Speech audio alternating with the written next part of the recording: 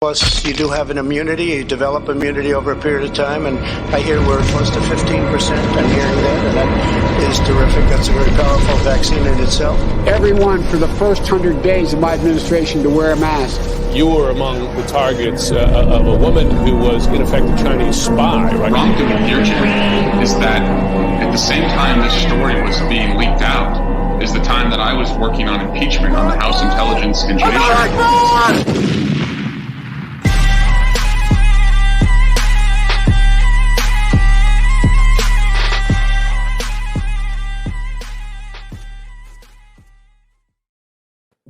Assalamu alaikum wa rahmatullahi wa barakatuh. Wa alaikum assalam wa rahmatullahi wa barakatuh. What's happening, Habibis? I'm Siraj Hashmi. I'm Jay Kobbe. And welcome to another Habibi Power Hour. I hope my mic is coming in okay. I know in every single episode beforehand, it was cutting out. How am I sounding, Jay? Well, put it 2 inches in, and then we can figure that out. It's coming in pretty well. I mean, nice and hard. Wonderful. Mm-hmm. Not bad. How you Happy been, Hanukkah Habibi? to all the Jew Bibis out there, the Jewish Habibis. As you can tell, I got my Hanukkah shirt ready. It's tomorrow night. Jay, how are you celebrating Hanukkah? Eating bacon tomorrow morning. Fuck yeah.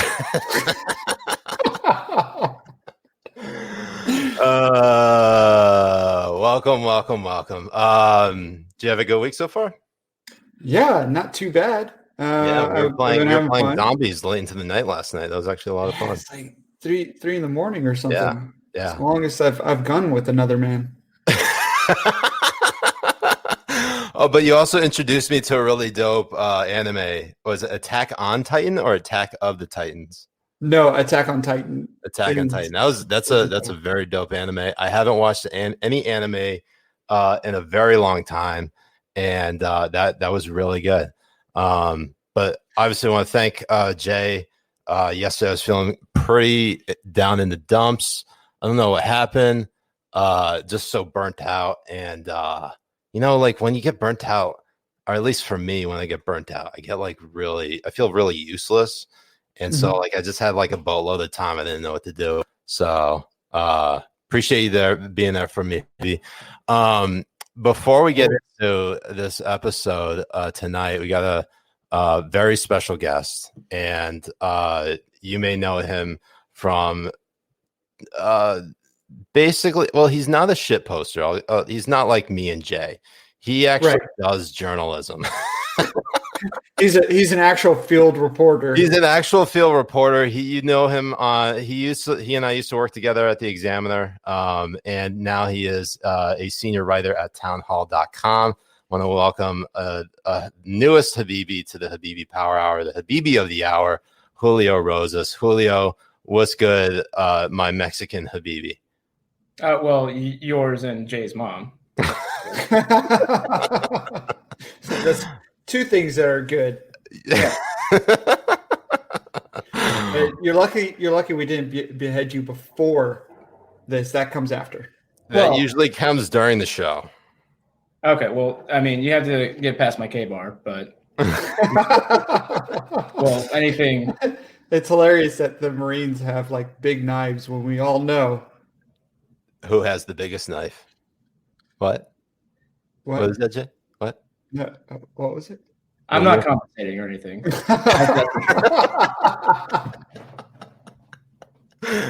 Oh, man. Oh, Julio. So thank you so much for joining us. I had you on Hashing It Out a couple of times where you're a horrible guest. Well, of course. Yeah. Very boring. So that's you finally redeem yourself. You have to at least speak 4 words in Arabic. All I know is Allahu Akbar and Assalamu alaikum. That's 5. That's technically 5. That's 5? Okay, well, okay. Allah. All right, sorry. All right, I'm not. Yeah, no, good job. First of all, now you have had a very busy summer. You probably have noticed it in his following on Twitter, where homie surpassed all 13 of Jay's accounts combined following and mine. I wouldn't say, I haven't been paying attention to it, but I'm glad some people are. So when it comes to the work that you've been doing, what is for those who have no idea what it is you do, tell them in like a couple sentences what you do. So I'm a writer, the senior writer for Town Hall Media, and I cover all sorts of stuff. But what I really enjoy doing, what I really like to do, is cover protests and riots whenever they occur. And it just so happened after everything that occurred in May, there was just riots all the time, and so I was as you said, I was very busy, and it's good work, it's necessary work. And I just enjoy doing it. So I'm glad Town Hall has given me the opportunity to do it with them. Yeah. So you've been to Minneapolis, you've been to Kenosha. Any other big protests and or riots that you've been to that haven't been? I mean, there was Louisville after Breonna Taylor. And Chaz. Oh yeah, Seattle, Chaz, of course, Chaz. Yeah. Chaz Portland. You've been to Portland. And where else? Atlanta. I did some work in Atlanta after in the immediate aftermath of the Rayshard Brooks. That's right. Situation. I also went to New York for a couple of days, but yeah, just the big ones were Minneapolis, Kenosha, and Seattle. I also did a little bit of work in Los Angeles, and that was right after. That was in early June. Okay. So it's been. I've done the exact opposite of stay home, stay safe type of deal. But as I'm sure any Democrat will tell you that coronavirus doesn't spread at those kinds of events. So I'm all good. Yeah, you went to the non-spreading events, non-super the non-mass gatherings. Yeah, right. Where they were like twerking on top of each other, dancing on top of each other, getting new PlayStation 4s and shoes and all that kind of stuff. It was honestly, look, they just wanted to avoid the Black Friday crowds, which honestly, good for them. Smart, right? They're thinking about health of other people. The selfless acts of these people are just so heartwarming. It's insane. And to Siraj's point, your point is what you guys do is really important, because I don't think we get that sort of, point of view footage of these riots from other outlets. I don't think I've really seen them on CNN as detailed as what you've been showing, or MSNBC, sometimes even Fox. But I think Fox picks you up more so than CNN or MSNBC. Why do you think that is? Well, it's kind of hard for them to my knowledge, they haven't used any of my footage. I haven't been asked by either CNN or MSNBC. Fox News asks me all the time whenever there's a situation with that. But look, when you have multiple, you had Josh Campbell in Portland tweeting out that, I'm enjoying this breakfast burrito in Portland, and there's no Antifa super commandos that attack me. So, and that's just one example, right? But it shows the mindset of a place like CNN that they have this narrative that they want to go through. And I would say that whenever there is these mass protests or rioting, it's not mutually exclusive for it to be peaceful and also violent. Because usually in these cases, it is peaceful during the day. But that wasn't the case at the height of everything late May, early June.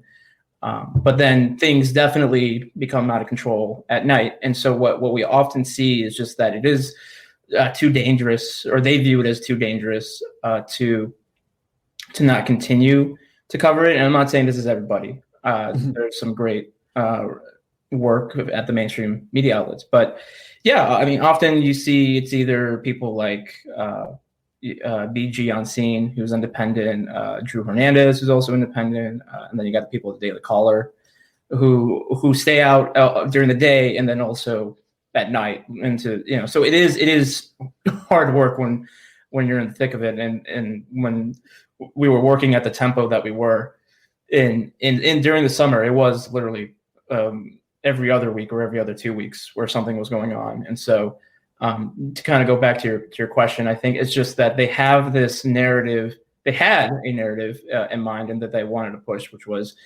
mostly peaceful and it's just not what the conservative media makes it out to be. But that's just not true. And the one of the craziest examples of that was when I was in Louisville after the Breonna Taylor grand jury announcement or verdict.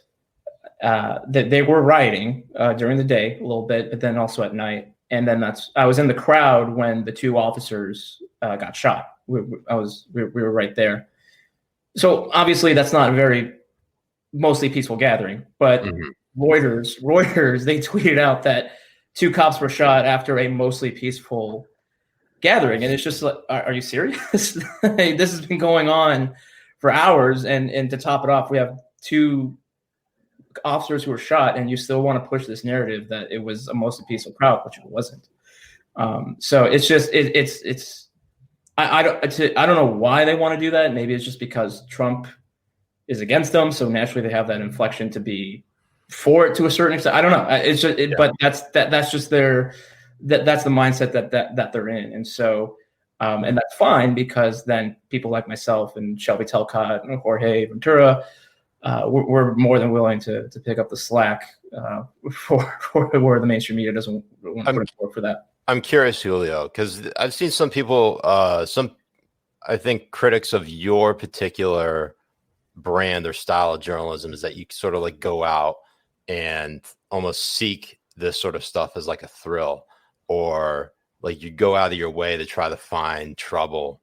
I mean, what do you say to that? I mean, like, is there like I've seen some people criticize, you know, like maybe not you in particular, but some of the journalists that maybe like get arrested at some of these protests, that they, you know, kind of put themselves in that situation almost deliberately to sort of build their brand a bit. I mean, what do you say to that?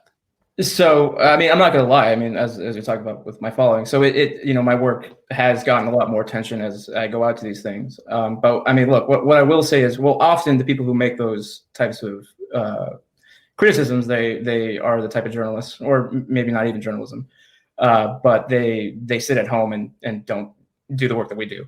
And so this is, we don't seek it out in the sense that, in the sense of where if there is like a peaceful protest, but there's one fight that breaks out, then we just solely focus on like that one fight and then try to paint it as an unruly gathering. I've never done that. If it was peaceful, like example for in Chaz, I noted multiple times where it was calm in the area, because that's true. There were times, again, mostly during the day, where things were kind of fine. I mean, it was a weird dynamic, sure, but it's not like there was gunfire and fires all over the place.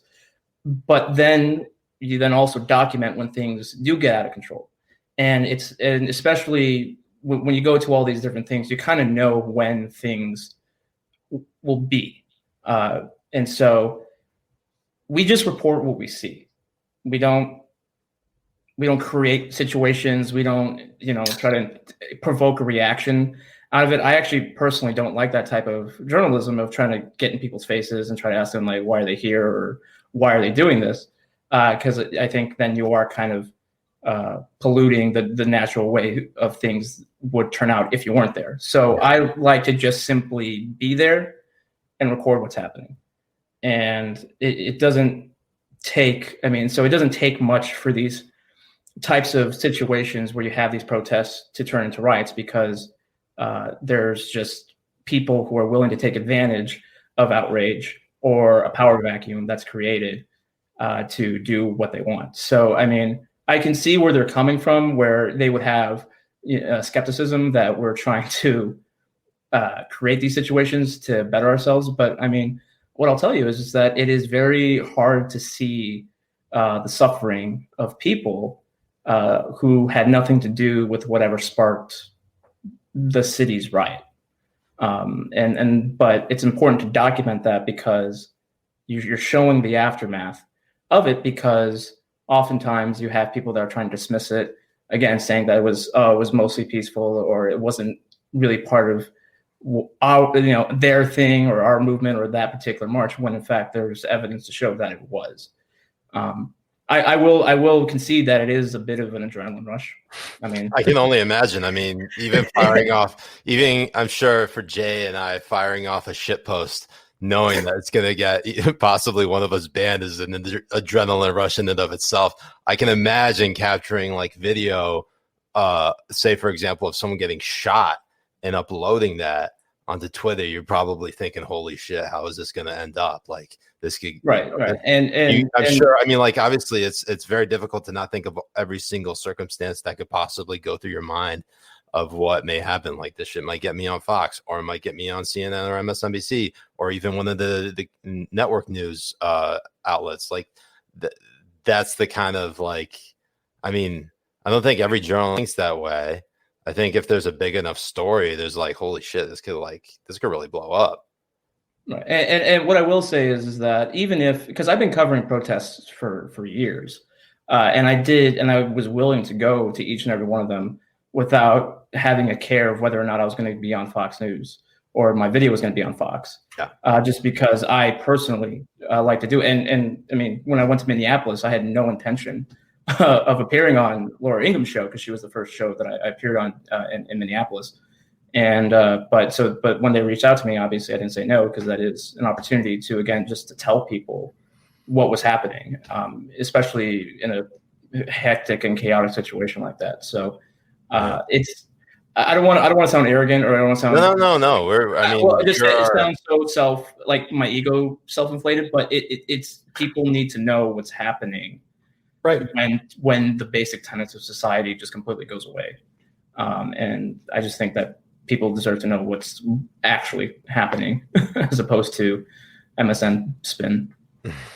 Yeah, that's exactly right. Because I don't think without people like you guys, we would really see the destruction that happened in Minneapolis, and also the lives that were ruined.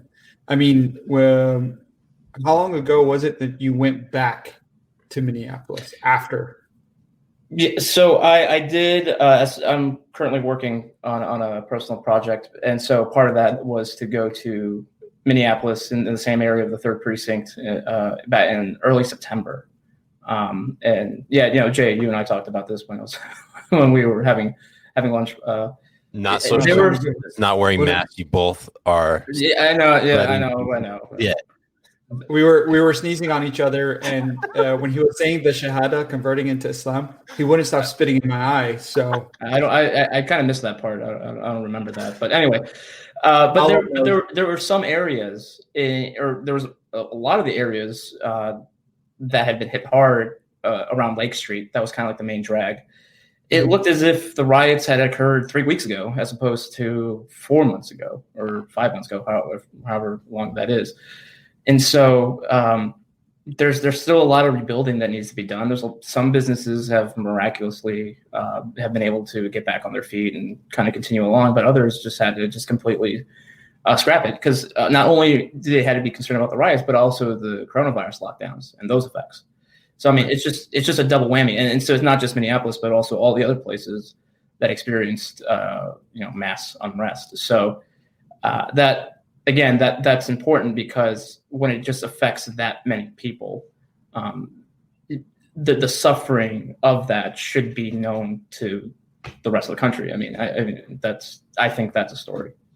Yeah. I mean, on top of the work that you've done, I mean, there are several things on the horizon that are happening. Of course, it's almost like I wouldn't say the shoe is on the other foot entirely, because you've seen one MAGA march, Million MAGA march happening in November, and we got one coming up this weekend. And you have one coming up in DC this weekend, which you'll be covering, I assume.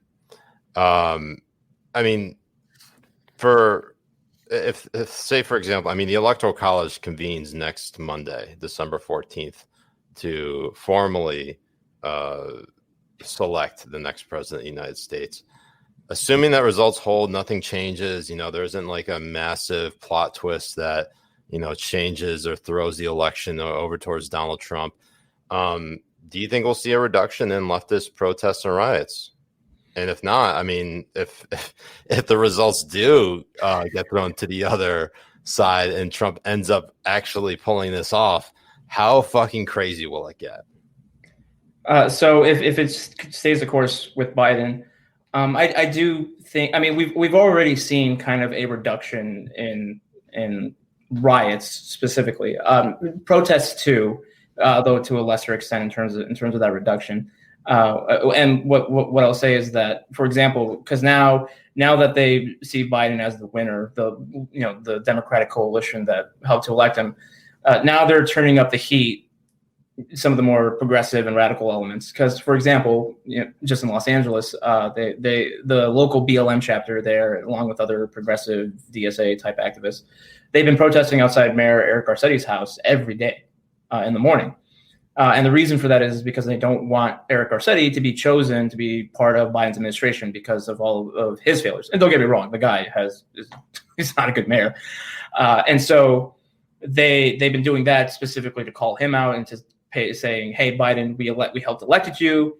And so because we helped elect you, we want you to not hire Eric Garcetti. So that's just one example. So they're now kind of shifting their focus. And we knew this was going to happen, that the more radical progressive side of things was going to pressure the establishment part to do what they want, which is not hire some people and hire the people that they want, or fill cabinet positions with whoever.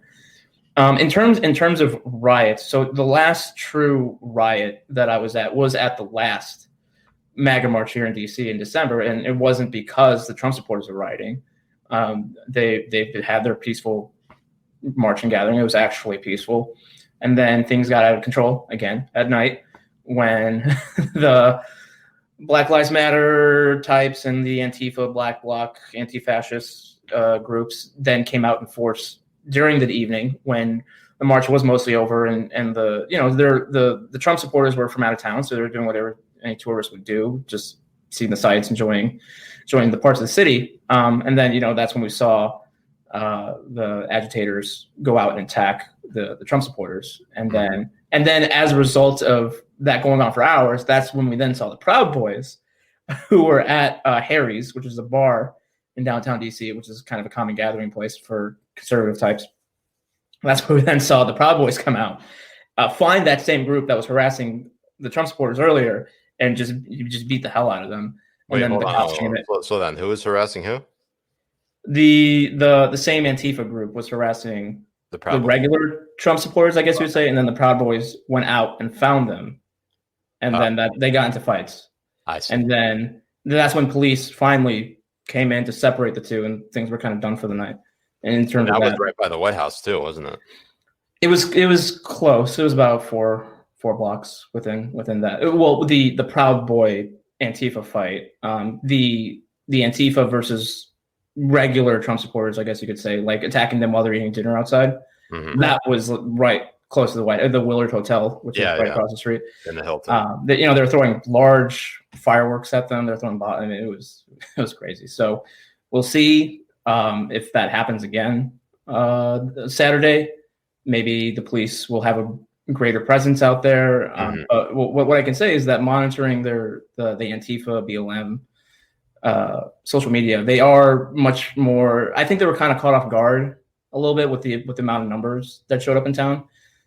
So they're really putting out the call for people to show up to counter the Trump supporters and to really take direct action towards them. So I don't know if Antifa's numbers will be greater this time around, but I would say they're willing to be more confrontational, more so maybe at the beginning than later. So I don't know. We'll see. We'll see what happens. I mean, I can't see us. The thing is, it's weird, and I don't know. Jay, you might know, given the fact that when it comes to sort of like this resurgence of like the Tea Party, I mean, do either of you think that's going to happen? Or are you just going to have like massive protests coming from the right? And I think so. Yeah. I mean, it's already kind of happening with the Stop the Steal rallies that have been happening across the country, and then the MAGA marches. So I think we will see kind of a resurgence in that. Jay?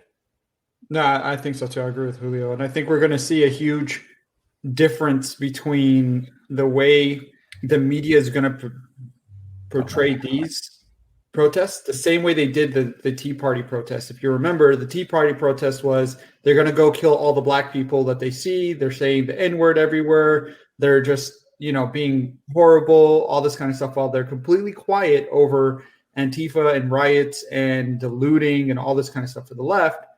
Now you're going to see like Trump supporters, right-wing supporters doing protests, and they're going to be saying that they're very scared, that I can't believe this is happening. This is going to be horrible. I mean, like this before, they were trying to showcase that the reason why Antifa was attacking the Trump supporters is because the Trump supporters were agitating the Antifa.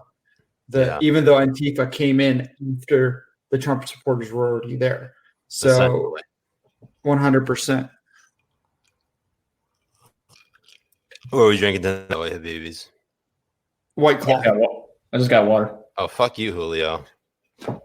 I got not. Sorry, not all of it. Well, first off, I'm saving. No. I'm saving this for a special occasion. So that special occasion is now, because after there's gonna, if you don't open that, if you don't open that right now, there won't be another Habibi Power Hour for you. We're all gonna get drunk and eat each other's ass after this. Like, what the hell, dude? This is the special occasion. Fuck yeah. We are 34. This is our 34th episode of Habibi Power Hour. I should have come on the 69th episode. You should have. You should have. That's my fault. What if we cancel Habibi Power Hour right before the 69th episode? I feel like there'd be a riot in America. That would not. There would have to be one. You got to stop the steal protests for these. Siraj and Jay stole 69 episodes from us from the Habibis. I'll wait for the 420th episode. Excellent. That'll be my next appearance. Oh man. So let's use that as a dovetail to sort of the news that's currently going on, because the Stop the Steal, you may have that protest on Saturday, but there have been, the chatter has been pretty interesting, and I want to bring out President Trump's tweet from earlier today, and it is of, you can all see that. Let me take off the data so we can actually see Julio. So Trump tweeting at 10 p.m. on election evening, we are at 97% win with the so-called bookies. Now, obviously, that doesn't guarantee anyone wins anything. It's so good. It's a phenomenal tweet. The only thing that made it better is if it was like we were at 69% percentage. That would have been nice. Yeah. I would be laughing my ass off if he was tweeting out the needle, like if it was the opposite. Oh yeah, the needle showcasing that he was about to win, and then it's like, but at 10 o'clock it switched. Because he was making fun of the needle in 2016. Everybody was. It's fucking hilarious. Yeah, and then I think shortly before that, this is what Trump tweeted. He said, they cheated in the election, which the Democrats did. Why wouldn't the election be immediately overturned? How can a country be run like this? Which brings up the question, or maybe not brings up the question, but brings up an interesting sort of, not pivot, I should say, from him saying, I guess it's a sort of a somewhat shift from saying the election, there's widespread election fraud and I won by a lot, to, hey, now we need to overturn this thing. Right. December 8th marked the safe harbor deadline. They call it safe harbor, but it's a hard deadline for every state in the country to certify and submit their election results from November 3rd. And interestingly enough, I mean, that actually isn't the exact tweet I wanted. The one I really wanted to show was, where is it? This is it. No candidate has ever won both Florida and Ohio and lost. I won them both by a lot. # Supreme Court. Now, interestingly enough, a lot of people on Twitter, particularly Trump critics, were highlighting the fact that Richard Nixon won both Florida and Ohio in 1960 against John F. Kennedy that lost. But there were claims of voter fraud, not in Florida or Ohio, but actually in the states of Illinois, where JFK beat Nixon by 9,000 votes, and in Texas, where JFK won by 46,000 votes. Winning those two states for Nixon would have swung the election for Nixon, where he would have won by 2 electoral points. So that would have been like 271 to 269. Oh, no. Nice. Nice. Maybe something like I don't know the exact number, but interestingly enough, there just for those who are not aware, in Illinois, there were rampant rumors that Chicago's mayor Richard Daley used his political machine to stuff the ballot box in Cook County. But Democrats charged the GOP with similar tactics in southern Illinois. And then down in Texas, where there were similar claims about the influence of Kennedy's running mate, Lyndon Baines Johnson, who would go on to become the next president of the United States after Kennedy over that state's election. Of course, conceded on November 9th, 1960. But to this day, people still think that the election was stolen from Richard Nixon in 1960. And I also happen to recall there's a really good book on the history of the CIA by Tim Weiner, and basically, or essentially, 100%. You got to drink every time one of us says essentially, the other person says 100%, Julio, even if you're drinking water like a pussy. But basically, thing about this about Nixon is that he had sort of a running, even as vice president, he sort of had a running beef with the intelligence community. And so he still thinks the CIA raw dogged him in 1960 for the presidency.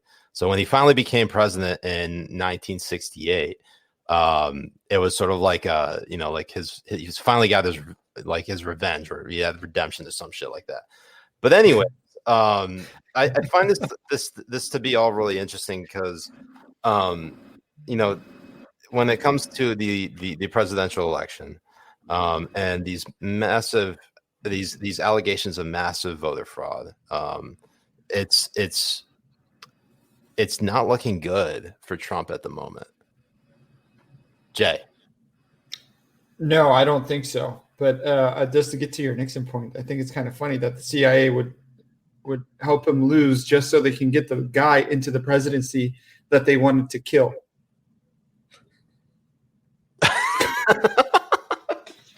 completely takes the scent off of them. No, you didn't kill the guy. What are you talking about? I mean, Julio, you're what, 12 years old? What's your take on this? So as someone who wasn't even a thought at that time. You mean that ho-oh? I was specific. No, yes, that's exactly what I was actually referring to. Thank you. Well, I mean, like my whole deal is that I'm all for making sure that the election was done freely and fairly, and there are, I mean, we could see the problems with universal mail-in ballots a mile away, and yet we still did it.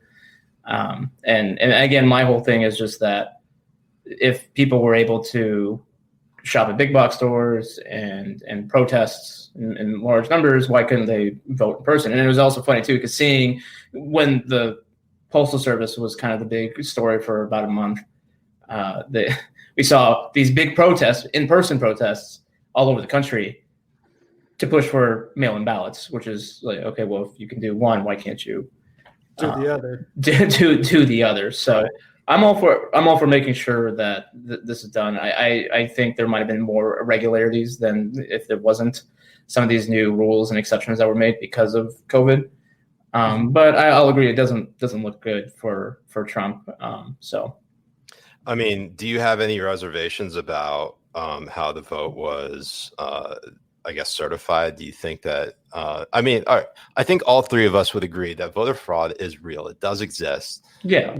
The main disagreement that's being had is, did it happen on a massive, widespread basis that actually could tip a presidential election? I'm leaning towards no, because I haven't seen evidence, most like a lot of people. If there was evidence of it, I would have hoped to have seen it by now. And the thing is, I think all of us know, just based on logic and reason, that voter fraud hurts obviously more local and state races than it would a national presidential election. So if you're sort of leaning towards the side of there wasn't like massive voter fraud, or you disagree with the president's assertion, what do you think the reasoning for that is, that that at least President Trump and his side will continue? And this is for you, Julio. Why would you think that this is a line or a path that he would continue to go down? Well, I would say that you wouldn't need to necessarily do this, because one of the arguments against the voter fraud argument is that saying, well, no one has the ability. There's no one entity that has the ability to kind of pull off this massive steal, because there'd be too many people involved. There'd be too many areas to control. But you wouldn't need to say throw an election nationally for making sure that Joe Biden wins California, right? That's a given, or like New York. those are given places. You'd only, in theory, you would only need to do it in some of the crucial swing states, which is where they're making their cases, right? In places like Georgia, Pennsylvania, Michigan, Wisconsin, and then you do have these issues of credibility, like for example, down in Georgia, where it was reported. And I remember seeing it on election day where, there's this massive water main break in Fulton County. And that's why, it has to be shut down and get that fixed first before we can continue. But then we found out it was some overflowing urinal, which, I mean, that is a distinction. That's because it really means that Jay just had the fucking pee. Right.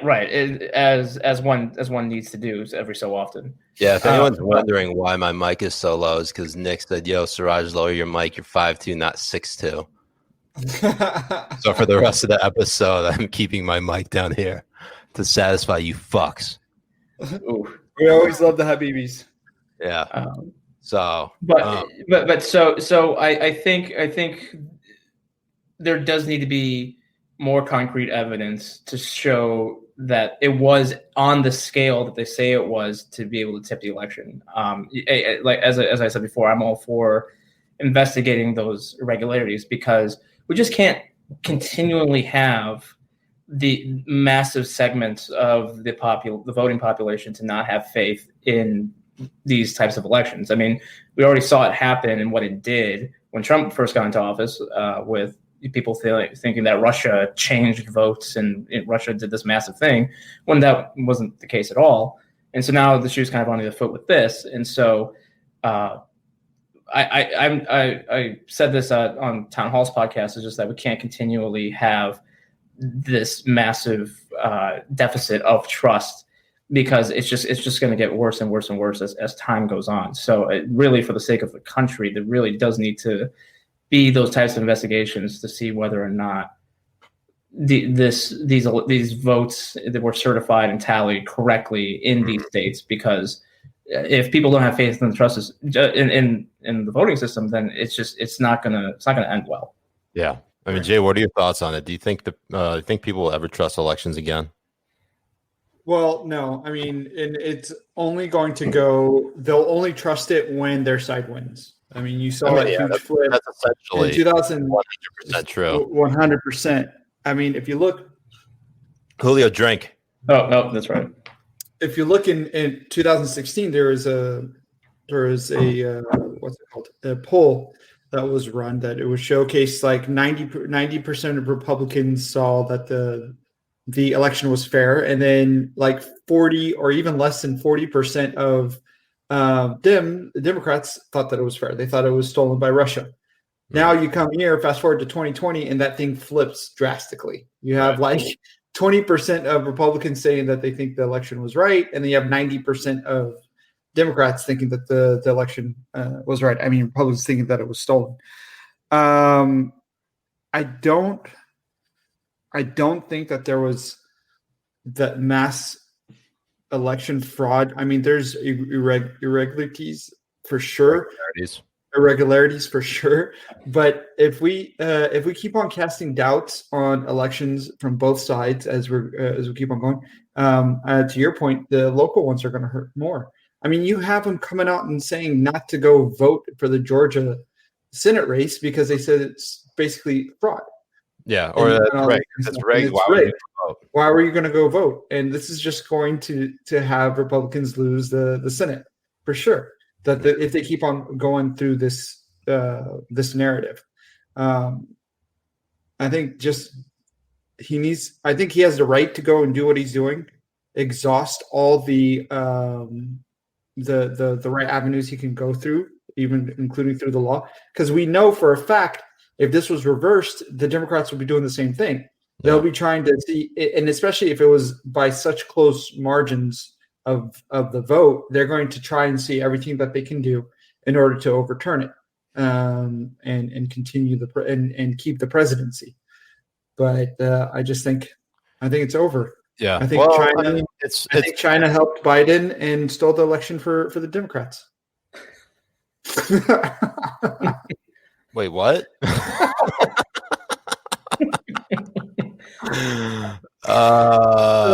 I was just gonna bring up another lawsuit because this Texas, the Attorney General from there, Ken Paxton, he's suing.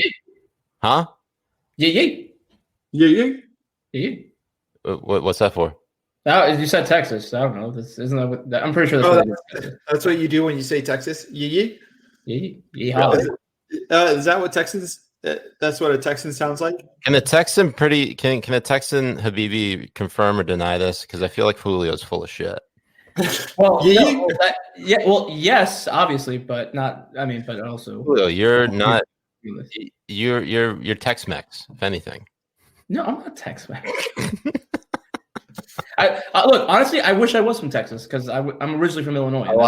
That's the thing about Texas. Everyone who's from Texas, being from Texas is like doing CrossFit or doing keto or being vegan. Like you'll know they're from Texas because they'll tell you. In the Marine Corps, you definitely know who the Marines from Texas are because they'll say that they're that first before they even bring up that they want you to know you're from Texas. Oh yeah. Yeah, they're loud and proud about it. Meanwhile, people from Connecticut are like, yeah, I don't give a shit where you know. It's a state you never heard of. I'm okay with you never. We had the whalers before they got killed. We eat lots of clam chowder. That's it. Clam chowder. Anyways, back to what I was saying was Ken Paxton is suing to basically or essentially 100%. I have to say essentially when I say basically because I realize that is a way for me to get around essentially, and that is cheating both Jay and 100%. Myself. So yeah,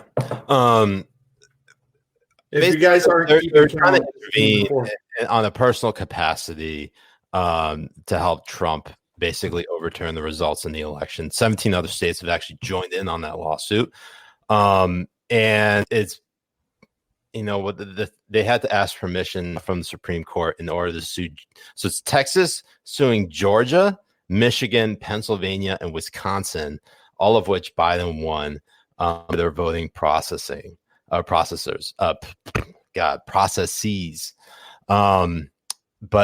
obviously, since the Supreme Court hasn't ruled on it yet, it's kind of sort of out there. But what's interesting about it is they're not voting saying that they're not suing based on these claims of massive voter fraud. What they're suing is that these states changed the rules and went against the Constitution in order to do so before election day, and therefore their votes should be disqualified or overturned for Trump. And I mean, is this like the Hail Mary here that might actually work? Julio? I mean, it's true. As I said before, it is true that there was all these changes in rules to the voting process to accommodate to have the COVID-19 pandemic in mind. I said it doesn't make sense to me how we can do all these other things in person, shop and all these other stuff that are indoors. I'm not even talking about the protests, but all the stuff that indoors. But for something as you can make something very easily socially distant for voting. I understand why those changes were necessary to where you had, again, universal, all these ballots being sent out and all. It's obviously interesting coming from Texas, and Imran Ola, one of the Habibis that we have, who is he is a regular in the count. Texas changed their voter processes, but the Texas AG sued them too. If you recall, Texas Governor Greg Abbott, he changed the rules of putting one ballot drop box in each county ahead of the 2020 election.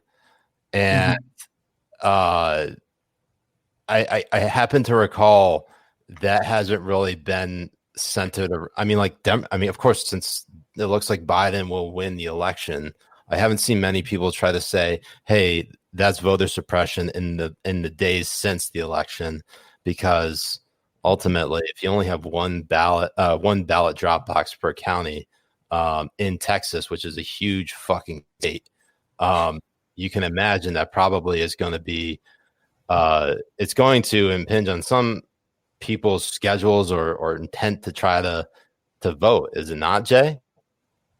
No, I think so. I mean, and I think that he brings up a good point on that. But I think being able to do that, change, different processes and rules and stuff like that in the very short months or even weeks coming up to the election, I think it's a very horrible look for one on these states, and I think those type of things should be looked at for sure. Yeah. So some of the Habibis are very mad that I called Imran a regular. Steve says Siraj hasn't ever called me a regular. What was I going to call? I don't know. That this is word salad coming out of my mouth. Okay. I'm like halfway into this Knob Creek 9. What the fuck do you want? How about we call them a harem? How about that? I mean, you're all they're part of that. Anyways, meanwhile, so we're gonna cover this one more story, and then it's Earn time, okay? And then we're gonna get where the fuck is Earn? We're gonna get to the best story of the week. I promise you, you're gonna love it. But before that, we're gonna talk about all this stuff happening in Biden world. Very first thing that's happening is that now Hunter Biden, the son of the president-elect Joe Biden, is now under federal investigation for his taxes. There was basically a statement released by the Biden transition team saying, from Hunter Biden himself, saying, I learned yesterday for the first time that the U.S. Attorney's Office in Delaware advised my legal counsel also yesterday that they are investigating my tax affairs. I take this matter very seriously, and I am confident that a professional and objective review of these matters will demonstrate that I handled my affairs legally and appropriately, including with the benefit of professional tax advice. I was hoping he just had a pair of glasses and the tax accountant visor. Yeah, it means he had that while he snorted. Yeah.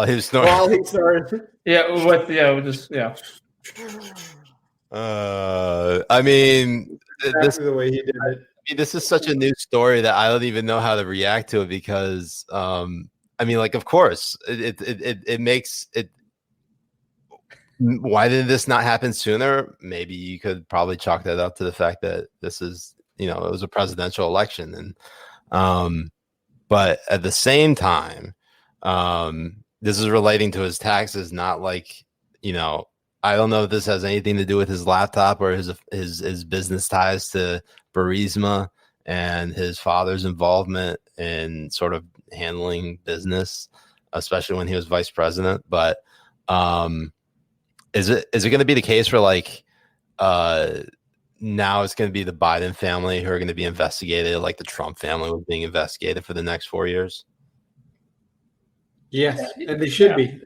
I don't know why I draw over to one of you. I just put it out there and just want you to we'll fight for it. Well, what I'll say is, I saw a CNN reporter tweet out, and so we'll take it with a grain of salt. But they did say that further information outside of that statement was that some of the investigation does have to deal with his business dealings with China. Okay. And so obviously China's now more in the news these days. Thanks, Eric Swalwell. So it does seem like this does need to be looked into because otherwise, it's not like Hunter has been. I'm not making this a joke. He hasn't been the cleanest person with his financial dealings and with his personal life. So I mean, if he's going to have that close proximity to the next president of the United States, then we got to make sure that we have the ominous there. Yeah, I mean that's obviously going to be. I mean, I feel like Joe, now that Joe has actually won the presidency with the vote certified. The only thing obviously is the formal electoral college convening on Monday, December 14th. He's probably like, oh, thank God, it's just a tax investigation. This is no sweat. Before it's like the laptop. He's like, fucking A, Hunter. I told you. Told you. God damn it, Joe. I mean, it's just I feel like unless Hunter Biden tried to write off Asian whores on his tax return, that's a different story. Try to pay by credit cards, swipe it through the butt crack. Write it off on the business. It's fine. I mean, while all that's happening, it's funny because for some reason under the Trump presidency, our minds always went to the most salacious story. Of course, like that's just human nature. We always want to focus on the most sensationalist story. But it just so happened that every sensationalist story came from like the Trump White House. It was just like everything was crazy. And now we're kind of going back to a time where things are just sort of milk toast.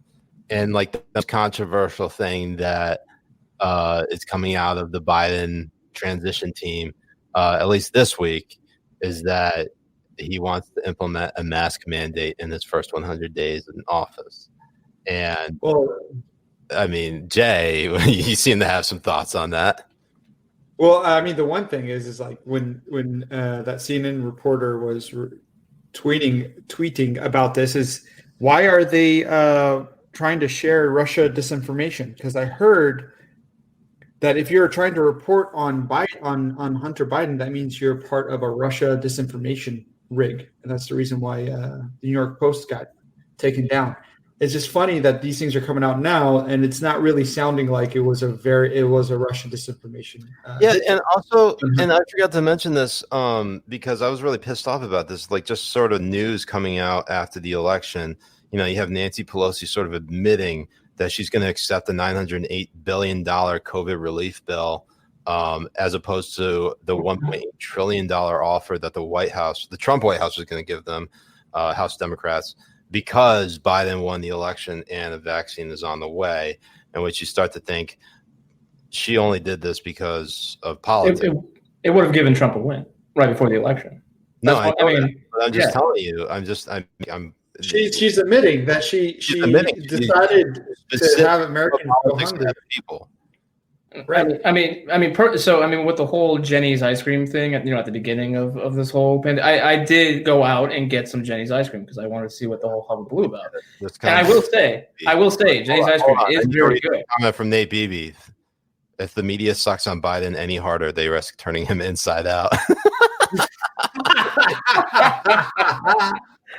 Oh, that's good. Oh man, Nate Beebe, you might fuck around and get in the next highlight in the next promo too. Jesus.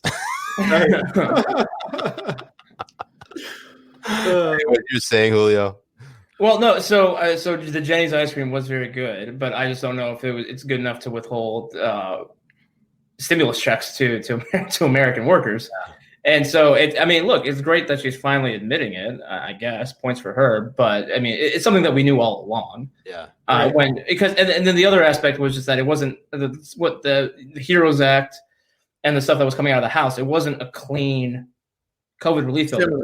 Right. Yeah, there was a whole bunch of other stuff that had nothing to do with making sure that businesses stayed afloat, people had some money in their pockets, and so that's why. We saw so that's why when people say, well, Democrats passed stuff too, it's like, okay, sure, but it wasn't a clean bill. Well, Republicans were, I'm sure they had some stuff that was, but they were more on the side of no, let's just make sure that we get people the stuff that they need. But it's just politics, and that's why I know it's just politics, but there's certain things about politics that really like infuriating, and that's like one of the few things that really infuriates me. But Jay, I believe they should have called on Trump, and if Trump was bluffing, call him on a bluff. But he said if they bring him a clean, COVID relief bill, he'll sign it, and they never did that. They never did it. They never called him on his bluff or anything. It lays completely on the Democrats on not getting it in. And she said the reason why she gave it clear-cut reason why they didn't do it. They'd rather you go hungry, you lose your job, and you lose your shit in order to maybe get a win in due to politics. So you have to understand that to these people, your life does not matter. They don't give a fuck about you. Nobody cares about you. None of them do. So to my other rant about it is don't comply with any of their orders to close your businesses down, to keep your kids away from school, all of this kind of stuff, because they're not going to come and help you. They don't give a fuck. So don't sit around thinking that they're going to bring food onto your family's table. The only person that's going to do that is you. Mm-hmm. Yeah. Unfortunately, it's turned into a scenario where people have to rely on, people who would say previously that they were going to rely on government to, sort of bail them out, realize that the government isn't always going to be there for them. It's kind of interesting how, look, all politicians are hypocrites. We know that's essentially 100% true. It's a prerequisite for them.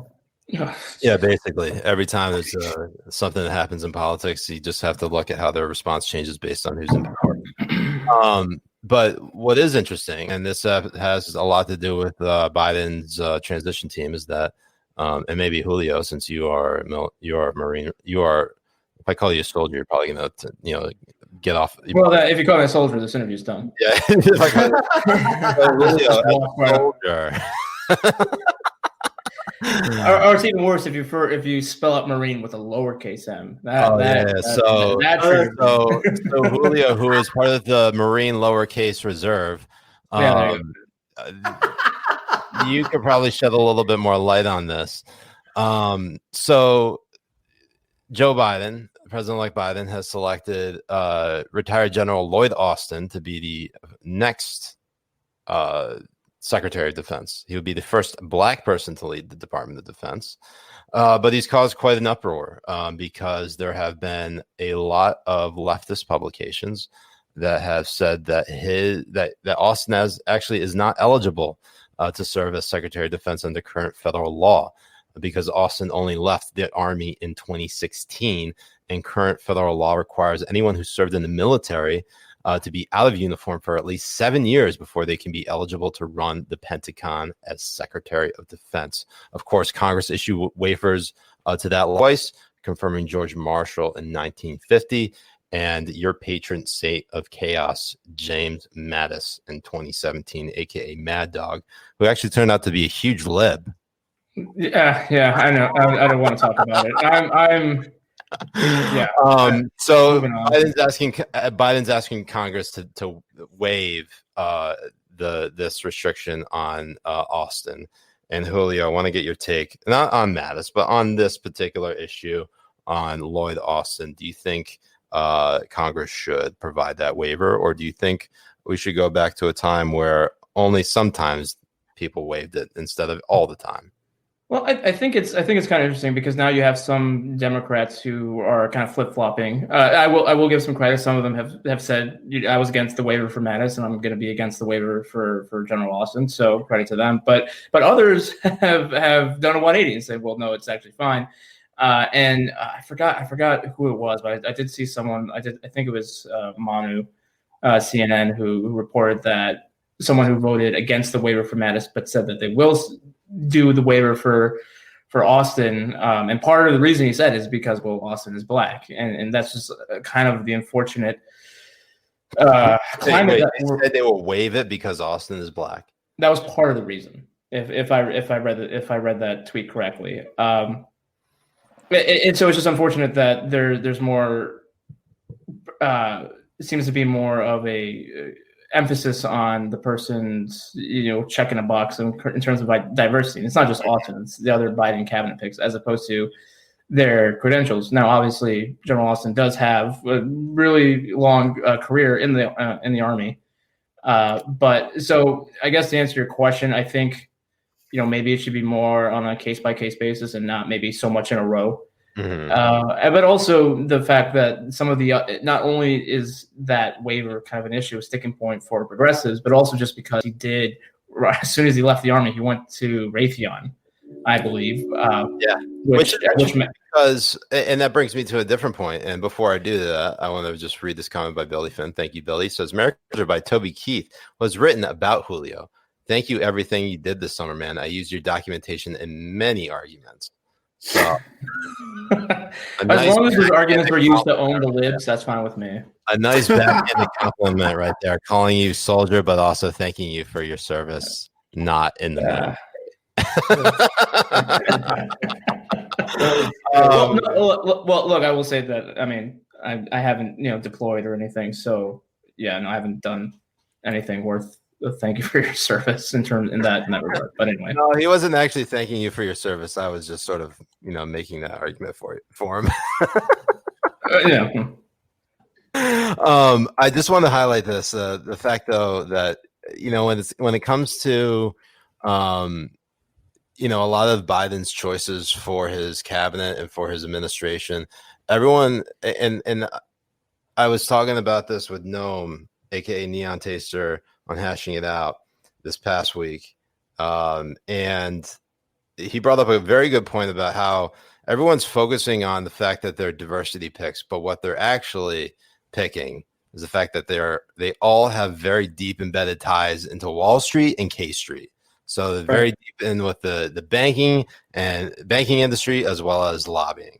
So all of these people that Biden is bringing in are corporatists, and Biden is a corporatist. He only wants to help out the people who are on Wall Street and K Street. And of course, I can't help and I can't continue this conversation without reminding everyone that in that episode, in the clip that you probably saw online, Noam pulled a huge jab by calling Dan Bongino Dan Bongino. his name is Dan Vagina. That's Dan Bon Vagina. That's canon now. It is certainly a weird thing. I mean, I think we all expected that out of Biden. Although I will say this, it really does hurt. It hurts the sort of attacks made on Biden that he is sort of a Trojan horse for socialism when he's appointing basically everyone from K Street and Wall Street.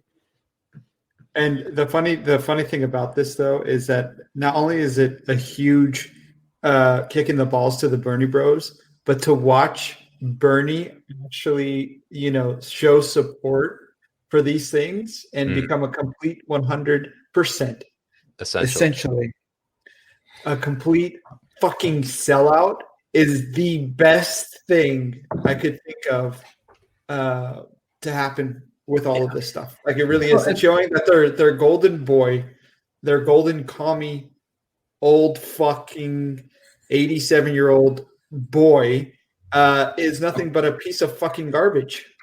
He's a sellout too. He's going to go and suck Wall Street's dick like the rest of them will and live in his 3 houses and tell you guys to go fuck yourself. I promise to give you free shit. Yeah, no, I think it was pretty funny how just in the last week alone, we saw AOC selling $58 sweatshirts with lazily printed tax the rich graphics on it and being like, yeah.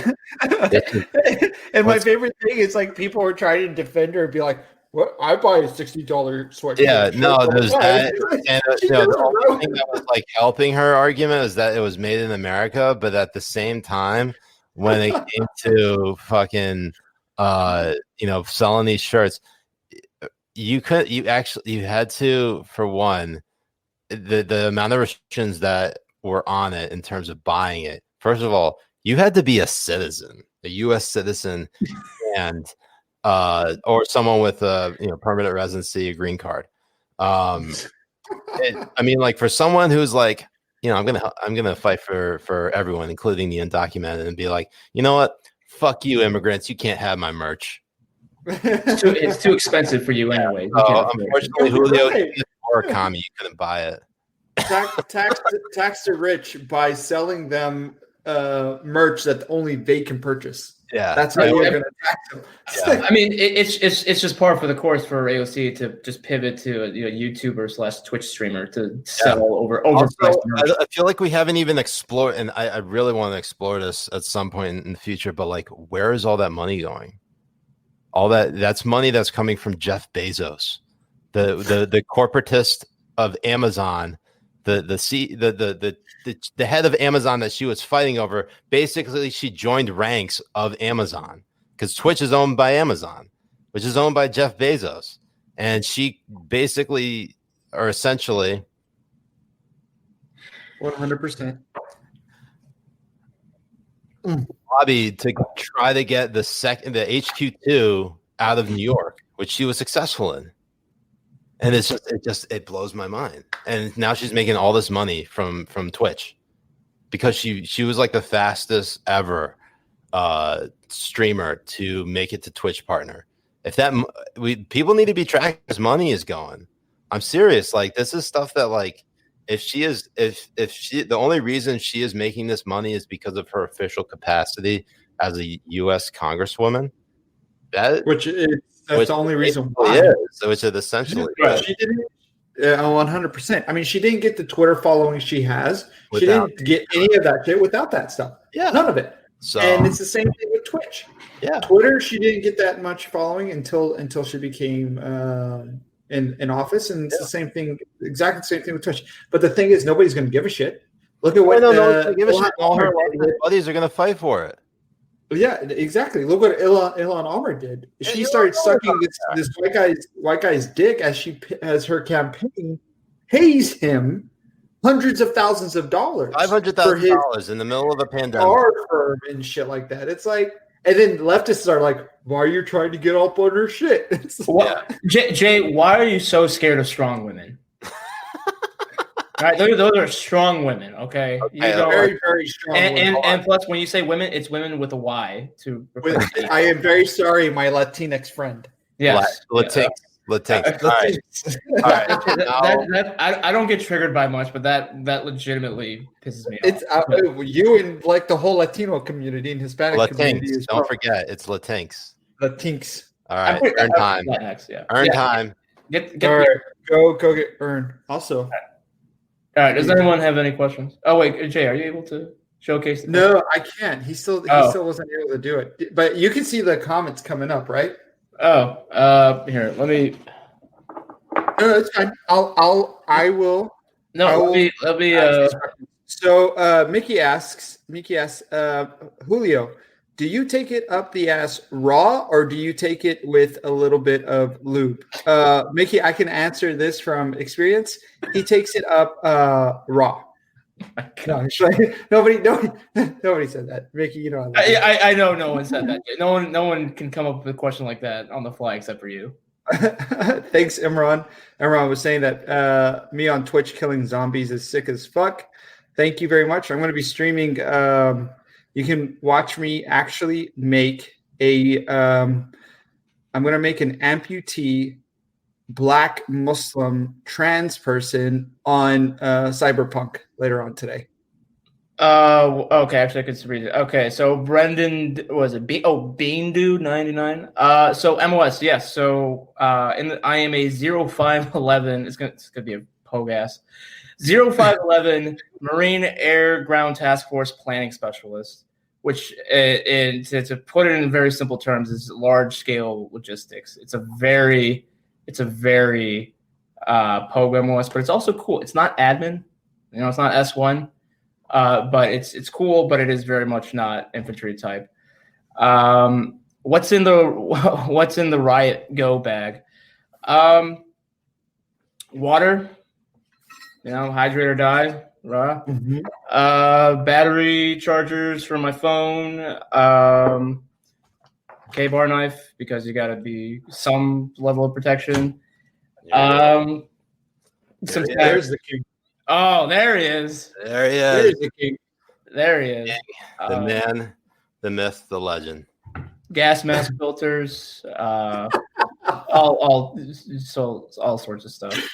No, sorry guys. No, I was shaking my leg and people thought I was jacking it. And I'm like, Oh, nice. Guys, I'm not on those websites yet. It's coming.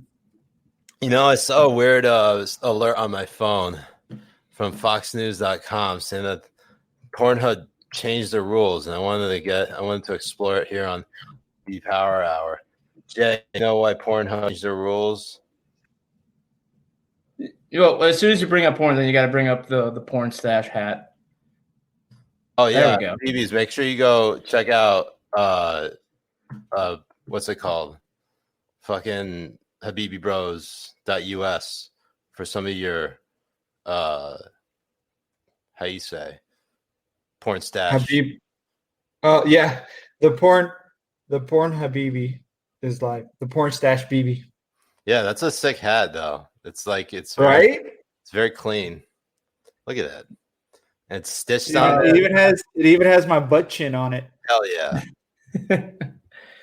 Most positive experience from covering riots. I guess it would say it would be just seeing people kind of come together in the aftermath of them and cleaning up the mess or kind of persevering in the face of almost losing a livelihood or what have you. I will say the positive experiences are kind of few and far in between just because there's just mass chaos going on. So that's to answer that question. So apparently this is the story on, sorry to switch no, go ahead. gears on it, but apparently on the story on Pornhub is that on Tuesday they announced that could basically significantly curb future exploitation, is that they are going to make it easier for rape victims, or at least this is 4 senators on a bipartisan basis. Josh Hawley, Maggie Hassan from New Hampshire, Joni Ernst from Iowa, and Tom Tillis from North Carolina on Wednesday introduced bipartisan legislation to make it easier for rape victims to sue porn companies that profit from videos of their assaults. Another senator, Jeff Merkley, is separately drafting bipartisan legislation to regulate such companies more rigorous. English, Siraj, to get it out there. More rigorous. Well, this is what happens. Religiously. And then Justin Trudeau is going to, which is in Canada, which is, I guess, home to Pornhub. They're going to be drafting new regulations for the platform as well. But yeah, I thought it was going to be something where like Jay can't submit his videos because of his mustache or something like that. Well, first off, better news actually. First off, the Earn should be on as many platforms as he needs to be. Well, so you know what's interesting is people get on me on Twitter for posting photos of Ernie, and his junk is like showing, and they're like, "Please censor it." Well, if Ernie were on Pornhub, that would be uncensored. Yeah, when's his OnlyFans coming out? It's OnlyFans actually. OnlyFans, my bad. OnlyFans. You should seriously consider doing it and just have a 24-hour camera on Earn. Do everything like it's for when he's eating, sleeping, shitting, licking himself, like the whole fucking thing. I don't have enough. I don't know. I don't have enough energy for that shit. Yeah, but when you start raking in $85,000 a month, you'd be like an Indian accent. Right? No, that this is my Pakistani accent. Okay. Piece of shit. You fucking racist. Well, speaking of racist, let's talk about this racist Eric Swalwell, who's part of the he's not racist. Gang Bang Gate. What do we want to call it? Does it have a name yet? We're giving Not it. yet. But the fart. Well, first off, her real name is Fang Fang, so it's just I like know her name. I Fang know. Fang. Fang Yeah, Fang. Fang Fang. Yeah, it's Fang Fang. No, We're not making fun of her name. No. I'm just saying you got to mix it up a little bit. Yeah, You Fang gotta- Fang Gangbang. Oh, okay. Fang. Oh, jeez. Then it's a nice little, I don't know. I saw someone Bang. someone tweet that like I hope she had a fart fetish. I was gonna say, and I didn't say it because I mean, despite all of my shit posts, I think there are some shit posts of mine that will just definitely get me fired. But this is one where I was just like, just like in a diary setting, like Fang Fang's writing how like from the moment he farted on CNN, I knew this is the man I was going to be with. I'm not a spy. No spy would. Yeah. I love his farts for real. I didn't see this man as a mark. I saw him as a man who needed to fart in my face. Anyways, we don't kink shame here. Everyone has their preferences. Yeah, everyone does. I mean, I have my preferences. Yo, how is everybody like being like, ew, somebody talking about fart fetishes? Like Jay has an ass fetish. Okay. Ass eating fetish. Like, let's not. Anyone can have an ass fetish who likes, ass, but ass eating fetish.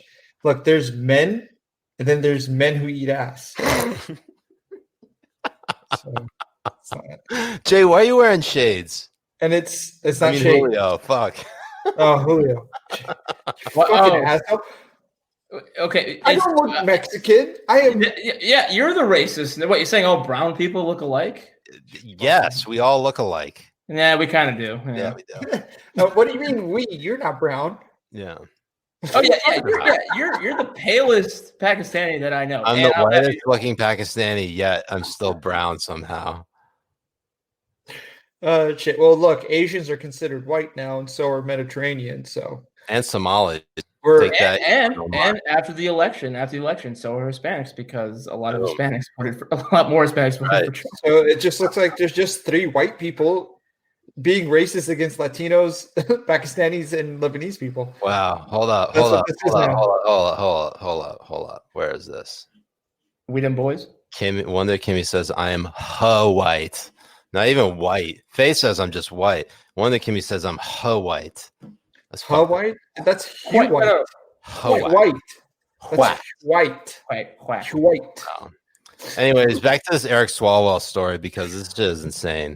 So a suspected Chinese intelligence operative developed extensive ties with local and national politicians, including a U.S. congressman, and what U.S. officials believe was a political intelligence operation run by China's main civilian spy agency between 2011 and 2015. This is from Axios.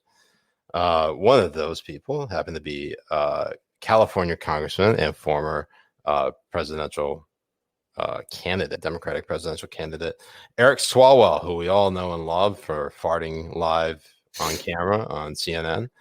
And he threatened to nuke Middle America if they didn't want to give. That's true. So that was before Fartgate. Yeah, he was among the most significant targets. Fang, I think she went by Christine. Christine Fang. But her birth name is Fang Fang. And it's like Muhammad or Abdullah. I've seen those names. Yeah, Abdullah bin Abdullah al-Rahman. Because the Hispanics, they just add on a whole bunch of different names. Francisco Hernandez Castillo. It just got to get all the names in there. Whereas others, they just repeat the same thing. Yeah, Julio Ramirez. Rodriguez, Martinez. Yeah, it was just the whole Jorge. Honestly, like my name is actually not fairly too common. Also, just because Julio means July, it's also the month, so that's one of the reasons why it's not as common. But I'm glad it was a name like Pedro or I don't know Jorge, because that's just too basic. That's all. I'm lucky to be named or Miguel. Mujahid. I know 3 other Mujahids, and they're on the top 10 list. Okay, back to Swalwell. So Fang took part in fundraising activity for Swalwell's 2014 re-election campaign, according to a Bay Area political operative and a current U.S. intelligence official. Swalwell's office was directly aware of these activities on his behalf, the political operative said. The same political operative who witnessed Fang fundraising on Swalwell's behalf found no evidence of illegal contributions. Federal Election Commission records don't indicate Fang herself made donations, which are prohibited from foreign nationals. Fang helped place at least one intern in Swalwell's office, according to those same two people, and interacted with Swalwell at multiple events over the course of several years. So what happened? Swalwell denied he really knew this person all that well, denied that there was any relationship beyond the one that was reported, but it's basically all suggested that Eric Swalwell very well could have slept with this Chinese spy, all while being part of the House Intelligence and Judiciary Committees. What's interesting, though, of course, is that he went on down with Jim Sciutto, and Jim Sciutto didn't really press him on this. And I think he got into like a war of words with my colleague Jerry Dunleavy over at the Examiner. But basically, Eric Swalwell seems to think that the reason why he was targeted, which, of course, this happened in 2011 to 2015, but he says the reason why he was targeted was because of the fucking impeachment hearing. He said the release of this information, because they started to ask him about it last year, Axios, and so that's why he said that's why this information was coming out. So he wasn't saying that the honeypotting or the suspected honeypotting was because of the impeachment. It was it being leaked to reporters. So that's why. I mean, don't get me wrong; it's still a dumb excuse. In that context, because this Knob Creek 9 is not filling it in for me. Well, I'm not saying like it's still a dumb excuse. Don't get me wrong, but for sure. That's his logic. No, I know. I get what you're saying, but how? First of all, do we blame Swalwell for not knowing that he was basically being honeypotted by a Chinese spy, Jay? No, because Asian ass is worth it. Yeah, he's the wrong person to ask this question. He only goes for Asian. Julio, same question to you. He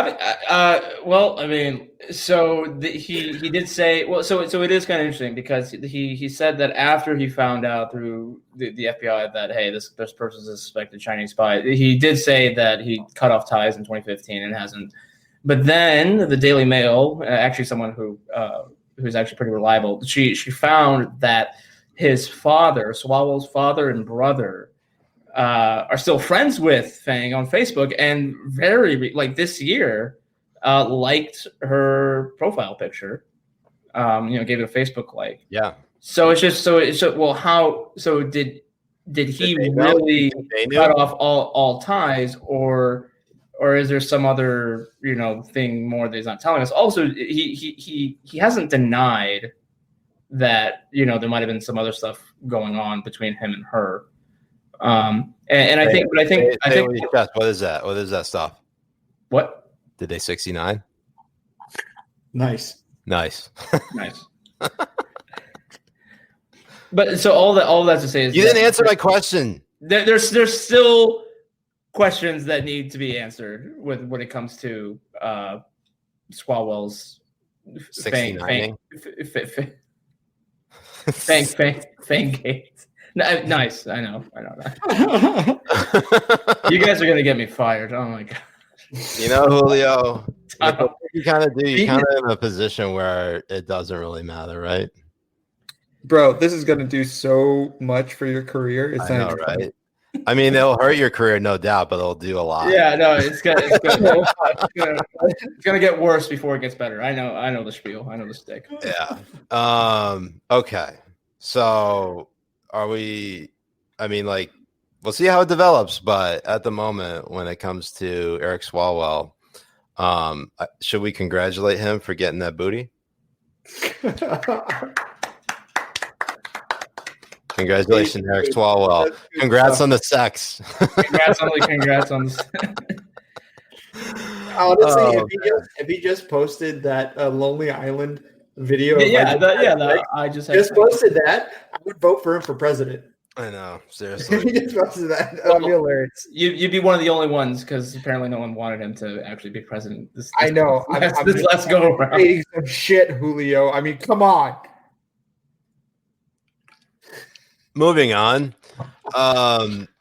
Interestingly enough, as we're talking about the media and sort of their handling of a bunch of different shit, Jorge Ramos published an op-ed in the New York Times saying that the press actually wasn't hard enough on Trump, and that they actually needed to do more to like point out his racism and xenophobia. Julio, when you hear that, being how you and Jorge are exactly the same person, since you're both brown and Hispanic, obviously, do you think he has a point, or is he smoking that good crack?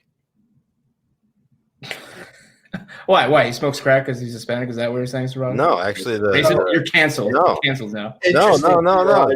No, Julio. You know that is not the right stereotype for Hispanic. I'm doing meth. No, I mean, look, we should all be for making sure that the media holds politicians to account, and they do sometimes. But when it came to Trump, there was just so many different things that were just so blown out of proportion that either wasn't put in the right context or just wasn't reported thoroughly enough. I mean, I just remember there was bombshell after bombshell after bombshell that was supposedly supposed to end the presidency, and it just didn't because we all further into it. Right. The walls are closing in, and all this and that and the other. And then now you see how the press is treating Biden, and it's like with kid gloves. And we knew it was going to happen, all right? But now that it is happening, it just goes to prove the point that a lot of, I mean, it's no secret. A lot of journalists are Democrats. They're going to let their personal bias affect their reporting. Not all. I mean, some are good. There are some good reporters out there, but by and large, I mean, and it's not even necessarily like fake news. And I've said this before. The main problem with media bias is just framing. It's the framing of the story. And one of the common memes about that is Republicans pounce on Democrat messing up or whatever. Yeah, the story. They frame it as a story of Republicans reacting to what a Democrat did, as opposed to what said Democrat did. We're going to see more and more on the fondness that the media will have over a Democratic administration, and it's fine because then it's going to lead to more distrust in the media, and then people will look for alternatives and they'll go to townhall.com, and that's fine, whatever. But they can't then turn around and say like, oh, why is there such distrust in the media? It's like because you guys, it's like literally the Eric Andre meme where he shoots Hannibal. And he's like, who killed our credibility? It's like, oh well, and they're holding the fucking gun while they're asking. While they're doing it, yeah. While they're like actively killing. So they've killed their own credibility. They continue to kill whatever's left of it. So that's why I have a job. That's why conservative media exists. It's kind of wild. Like honestly, like I don't think I could tolerate being in any of the outlets that are outside of conservative media because they like it has now become, I don't know if it's programmed in me now, but like they intentionally drive a narrative that is obfuscating from facts. It is like they always just try to misdirect or misguide people, whether intentionally or not. They just somehow always fall into that trap. Right, and like the riots, right? Yeah, I mean, like calling the subject matter, like it's like I talked about at the beginning, right?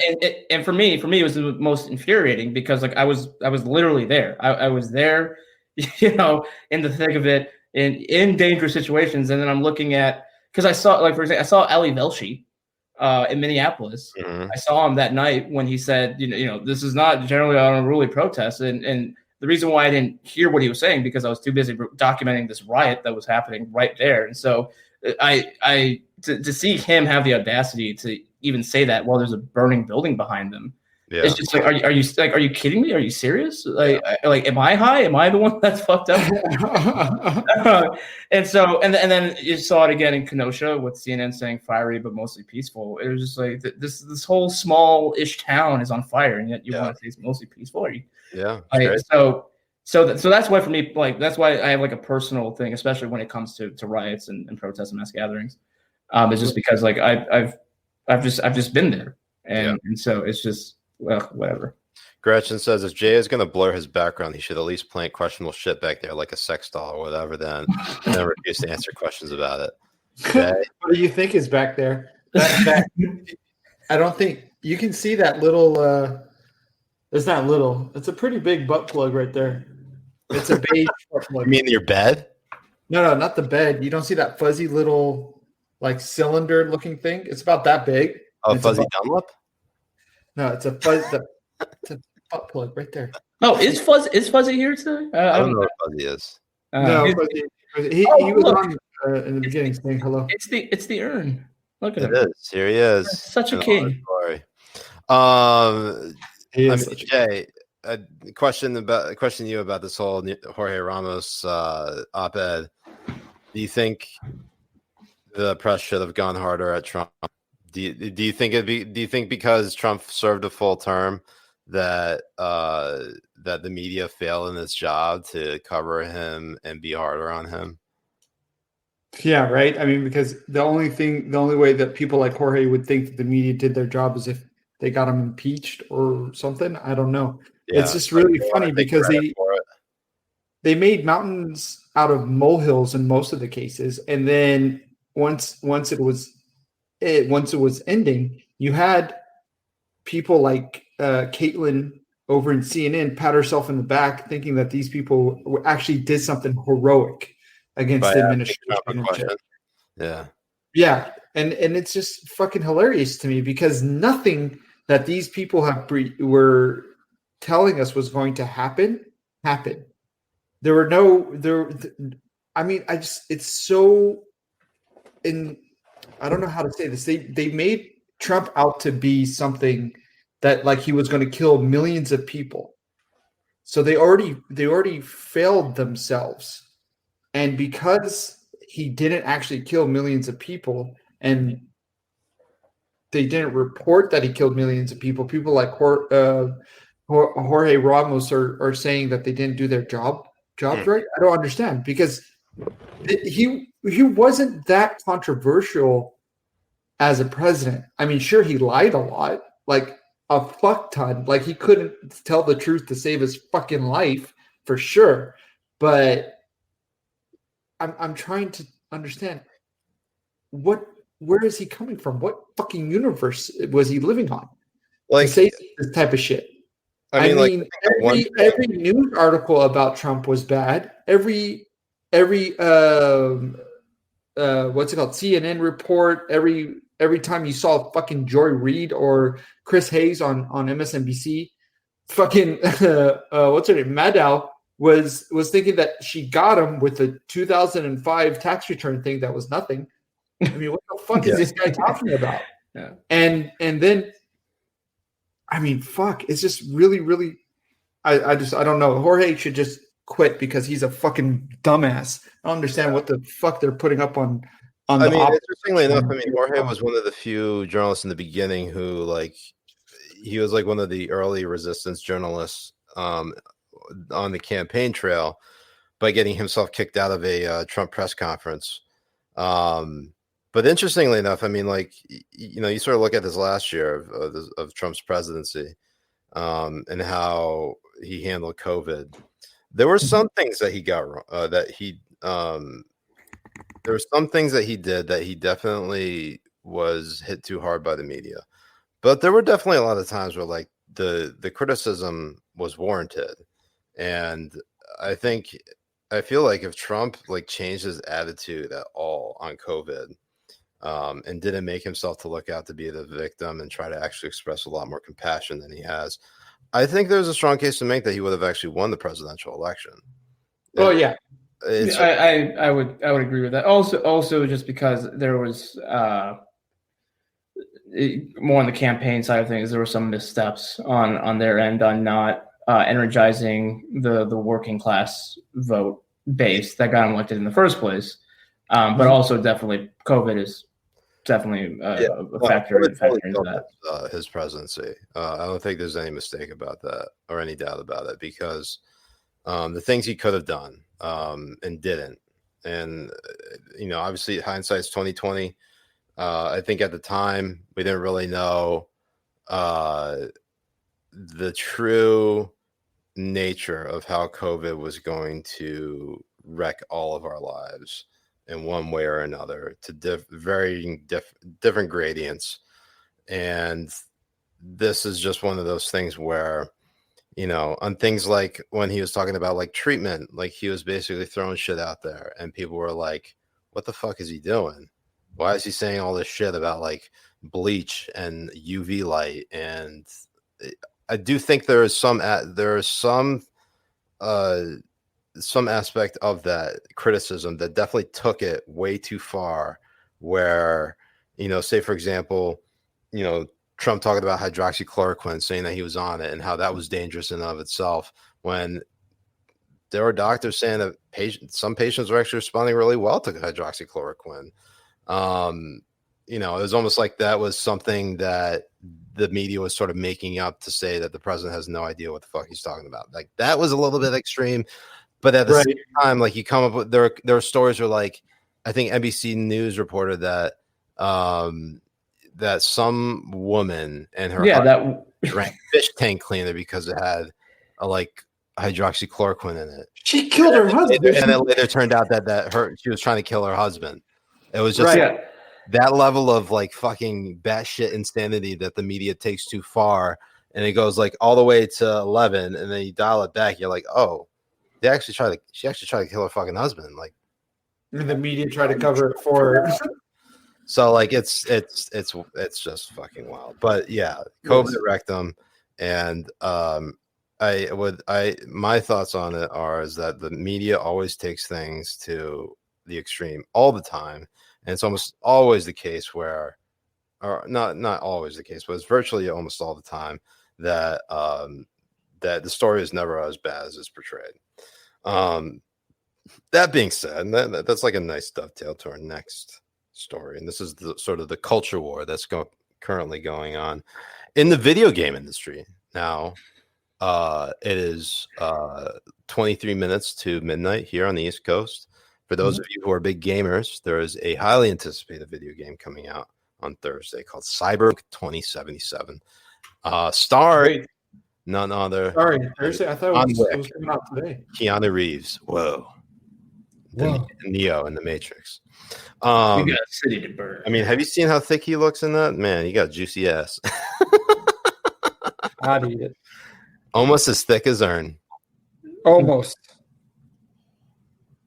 Isn't that right?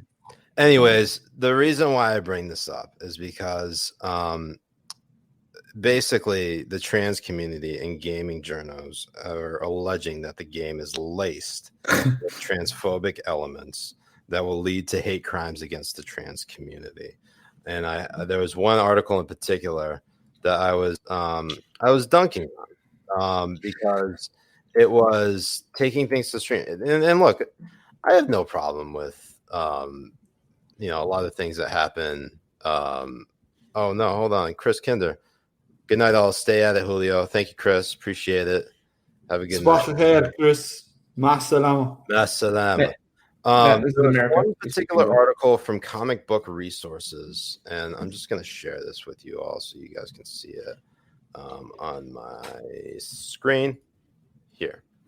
It is how Cyberpunk 2077 perpetuates transphobia, why gamers are calling it an act of violence. And I can't help but notice that what's interesting about it and about this sort of like allegation of violence coming from video games is it's the exact same argument that like conservative boomers use to make about video games and how school shootings happen.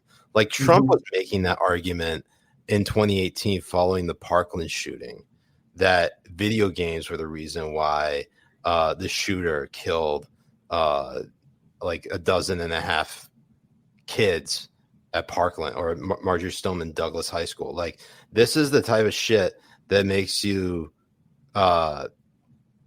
understand that. And I think Jay, you brought it up when we were talking earlier, how horseshoe theory works is that the two extremes ultimately agree on a certain thing, because it helps advance their narrative, but for different reasons.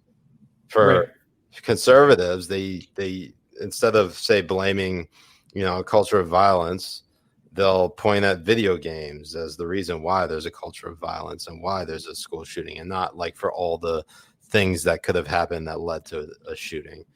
Meanwhile, on the other hand, for the left, they'll say that because a game has elements that could be perceived by people as being transphobic, when really all it is that, say, for example, and I'm going to bring this up because I read the article, unfortunately. Well, you got to read it to know what's some of the stuff that they're highlighting. For example, that this is the hold on, let me scroll back up. It says at first, many trans players are happy with the idea that gender would not be determined by the character's genitals. You can customize your player. However, that possible excitement turned to disbelief when gamers realized their character's gender and pronouns are not determined by genitals, but rather by voice. Only deep voice characters can be identified as male, while higher pitched characters are identified as female, which purports the harmful idea that people's genders can be identified by certain traits. Okay. So no, what's funny about this? Because of that. Sorry, say that again. No, what's funny about that is that you had trans activists showcase that Ellen Page looked like a tomboy, and those were the signs for her to be to make sense that now he is Elliot Page. And it's just really funny that they're saying that these when they want the traits to be harmful, they're harmful. When they want the traits to push their narrative, it will push their narrative. So either these traits are actually everything to do with gender, or they're nothing to do with gender. Like, for example, a boy wants to play with girl dolls. That means at the age of 7, you need to cut off his dick and put implants in him and stop hormones and make him a girl. Yeah. Wow. Because the trait of playing with girl toys or wanting to wear a dress? Fuck these people. They can't have their cake and eat it too. They need to actually come up with. I do like cake. Cake's pretty good. Yeah. Wow. I like how you're thinking about it when we're talking about cutting off 7-year-olds' dicks, but that's fine. You're the one that brought that up. No, I think it's funny because we recently had Charles M. Blow, who's New York Times columnist, I believe. He recently tweeted that gender reveal parties were violence against kids because they didn't, they haven't said what their gender is yet. It's just like, dude, do you know what actual violence is? Because a gender reveal party, don't get me wrong, gender reveal parties are complete. I mean, that's a whole other separate issue, but they're not inherently. They started huge fires here. They started huge fires. Now, see, that could be argued as that's actual violence, but not toward violence against an unborn child. Right. Although it's also funny because he does admit that that's a kid in there, not just a clump of cells. Right. So 2020, a catch-22 there. But so I mean, there's a lot of things, and it's not just related to the trans community, but there's just a lot of things that people just like to say, oh well, it's violent, as a way to shut down any sort of debate and say, well, how can you argue against this because you're doing violence against me? It's like, I'm saying words to you right now. That's not what violence is. I've seen violence a lot during this past summer, and a lot of these things that they say are violent, they're really not. Yeah. So that's all right. Hold on, Habibi. We need a punt Ern over here. Hold on 1 second. Well, don't punt him. No, but don't. Get Ern back on the camera and you leave. Yeah, how about we do that? Yeah, how about you just hand it over to Ern and then we just leave you out of the pic. Yeah, see, there you go. There you go, Ern. What's up, buddy?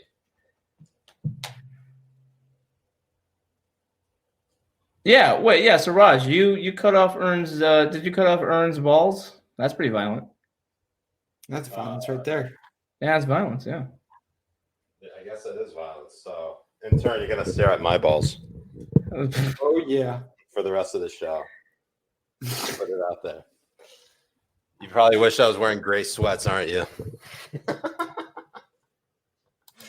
To my like a juicy.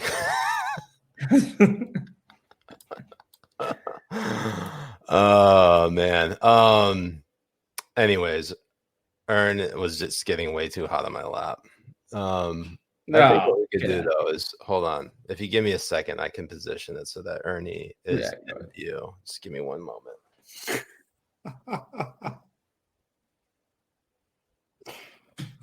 Does anyone have any other questions? I know there was some other questions I wasn't able to get to while we're waiting on Siraj over here. Yes, to fix his boner that he got from. No, don't say it. Say it. From Ernie sitting on his lap. Oh, geez. Oh, there he is. Oh, look at him. He's just looking over his domain. Yeah. He's actually looking pretty nice right there. And you can see a bunch of my shit on the floor. So, people are saying I'm drunk tonight. I don't feel drunk, but You sound drunk. Oh, fuck. What was it like to work with Dan Aykroyd? I've never worked with Dan Aykroyd. Is that a joke? I don't get it. Because of the Blues Brothers. You're wearing the sunglasses. Oh, you're such a fucking zoomer. No. Well, okay, so my these are prescription. My regular glasses broke because they're old and I needed to repair them anyway. But so these I can't. I've been using my prescription sunglasses even at night because I like to see while I'm waiting for my new pair to come in. But it's fine because I've been listening to I wear my sunglasses at night by that one guy. So I figured that's pretty. So the Stevie Ray look. Yeah, shut up, prison. Stevie Ray Vaughan. Yeah. Stevie Wonder. Oh, yeah. Well, anyways, Habibis, come and ask us your questions before we take it off for tonight. Because, we're going to cover this war on Christmas, but I don't really have any stories about that. I was just filling up space on the rundown. And Ernie is going off camera again. God damn, Ernie. Andrew Maloney, what was the worst city you saw violence in, as in true wild violence? That would probably be Kenosha, just because... it was very concentrated because again it's a town of about 100,000 people, right? So I saw the second half of the Rittenhouse shooting. Yeah, Corey Hart, that's the singer right there. So I saw the second half of the Kyle Rittenhouse shooting, and then on top of that there was just other gunfire that was happening outside of him. I mean, the people were doing drive-bys. It was just crazy. There were shootings. Don't get me wrong. There were shootings going on in Minneapolis, but because it was just spread out much more, I didn't see all of it. I mean, so I think if we would do it on a per capita basis or like proportionally, maybe Kenosha would be kind of number. Oh, geez, look at that. That's what are you expecting out of this weekend? So it depends. If the police are able to keep the Antifa, BLM people away from the Trump supporters, there's not going to be anything that's going to happen. But if it's just another situation where they don't respond until things start happening, then we will see, more fights and more. Because with all these groups, they just they like to outnumber people. So that's why they're picking on the individual Trump supporters that were going to their hotel or they're sitting down at a restaurant outside. Right. Disguise. Yes, I do kind of have to disguise myself because as you can imagine, they aren't particularly fond of me because I actually, report on stuff that they don't want, the violence that they do that goes against the media narrative that they want to push. What interested you about journalism? Part of it was that it's easy. You don't need a college degree for it. You just have to be able to write complete sentences, even though I do fail at that too. I mean, that's the thing, because you see these people in the media. They have, I went to J school, or I went to Columbia, or Yale, or Harvard. It's just like, you don't need that. I mean, come on.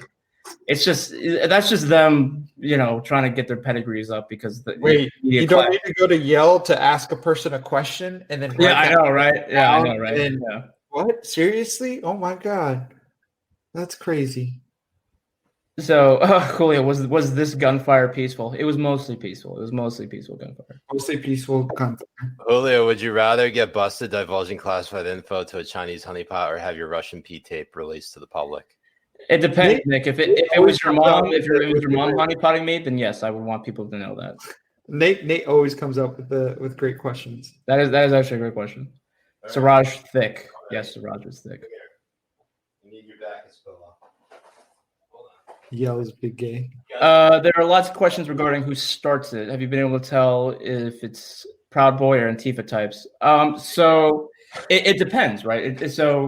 Like I said before, at the MAGA march that happened in November. Oh my God! Get it, boy! Get it! That's what I'm talking about. Yeah.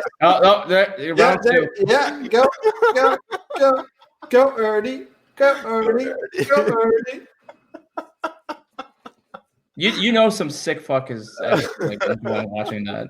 You're just giving it. I'm pretty sure Dan from last night right now is like, this is what I'm looking for. This is how I went. Oh wow. Oh, he's going. He's going for it. Look. Oh. We need some music in here right now. But to answer your question, so for me, from what I've seen in all the places I've been to, for example, in Minneapolis, on the night that the 3rd precinct was abandoned, the rioters started that fight because there was a fence outside the 3rd precinct that was put up, and so the rioters tore down that fence, and then that's when police responded. The same thing in Portland, at the federal courthouse. The Federal Protective Service told the rioters to stop throwing fireworks, to stop starting fires, to stop infiltrating the fencing perimeter that had been established. And after they ignored multiple warnings, that's when then the officers came out of the courthouse to push everyone away. So from my experience, and from what I've seen, it's mostly been the rioters who are starting things. And so that's not to say that Proud Boys aren't an issue, but what we saw at the MAGA March in November, the Proud Boys didn't get involved in any fights until after the Antifa BLM groups had been harassing and attacking Trump supporters for hours. So that's when they decided to fight back against that. So Aaron's going to sleep now. He's going for a smoke.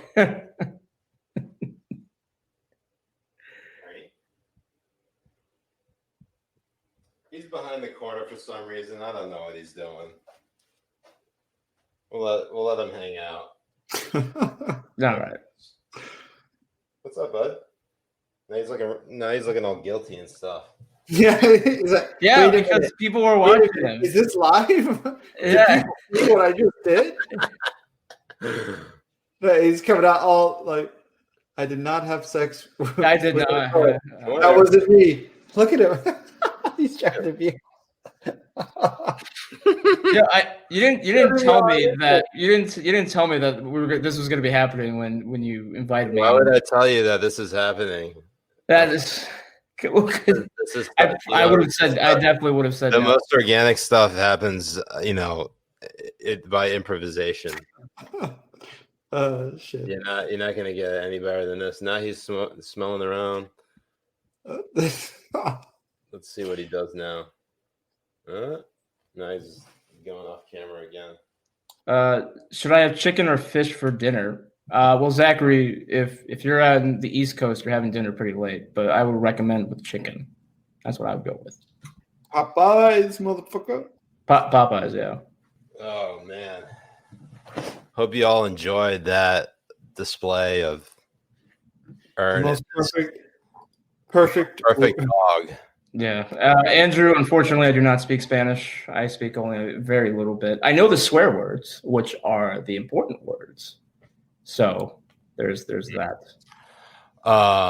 We got any last questions for Julio before we kick him here and ourselves? Well, no, you'd be deporting me from the studio. Well, no, Ernie's deporting me. Well, good. It's about time. President-elect the Ern is deporting me. And you could see with his big swinging dick, he has the power to do so. He has the stamina to do what needs to be done. Oh wow, Nate BB already tweeted out a video of Ern. I know he already has. Oh jeez. Oh no. Oh my god.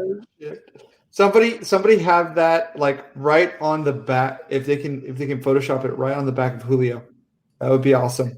Yeah. Just like right here, him humping on Julio. Humping Julio's face.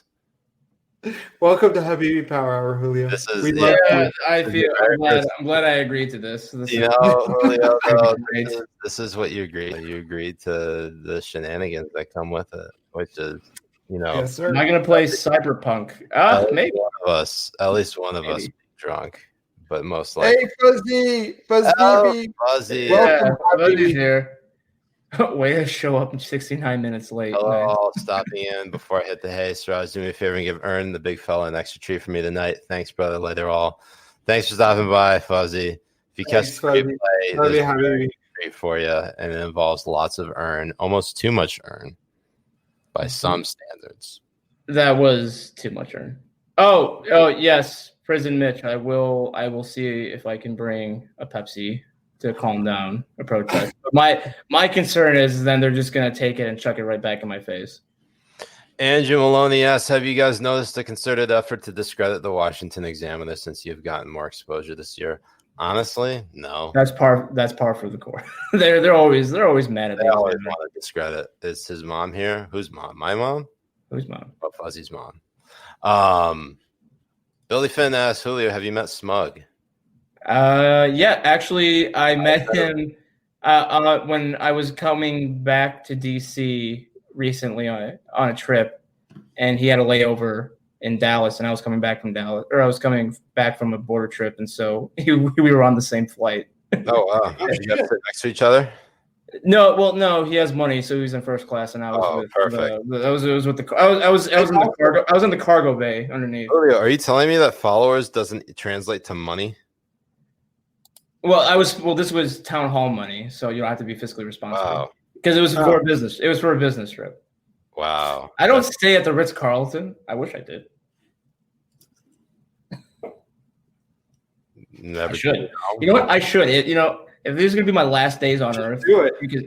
Because who knows what happens at these riots. I should be given the VIP treatment because you never know.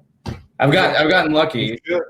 I've gotten lucky in terms of avoiding serious harm, but I think there's only so much before your luck runs out. Man, Julio, do you have any parting words for us Habibis before you're inevitably deported? No, I enjoyed this. Thanks for having me on, guys, and thanks to everybody for watching and for questions. Hopefully, I was able to get to them all. If you have any other questions to Julio, let me give you his phone number. No, text him directly. It's just 6969. No, that's my phone number. No, I want to make my phone number is *69. Because the star is for what you see when you're 69ing.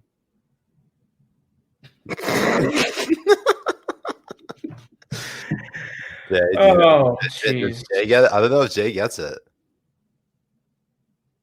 Jay, do you get it? I don't get it. Look at what a star is on the phone. Oh, it's a little asshole.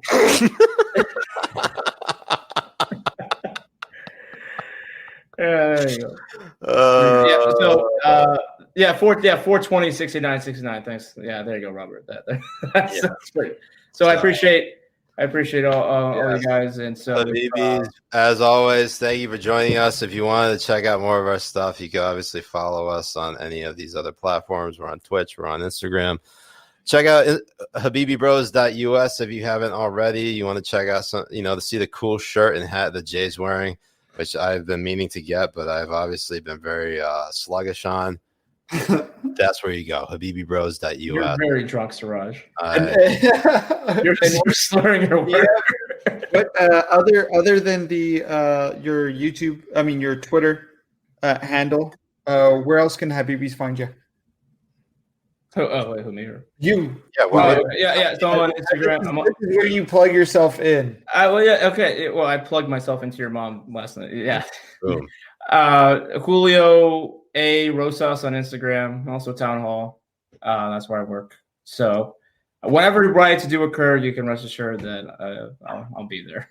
Excellent. Well, Habibi, I've been Siraj Hashmi, slurring my words for the last hour. I've been Mujahed Kobbe. And we, Habibis, will see you next week on Habibi Power Hour. Peace. Have a Ma good salama. Masalama. Assalamu alaikum. Thank you, Julio. Peace. Peace be upon you. Peace out.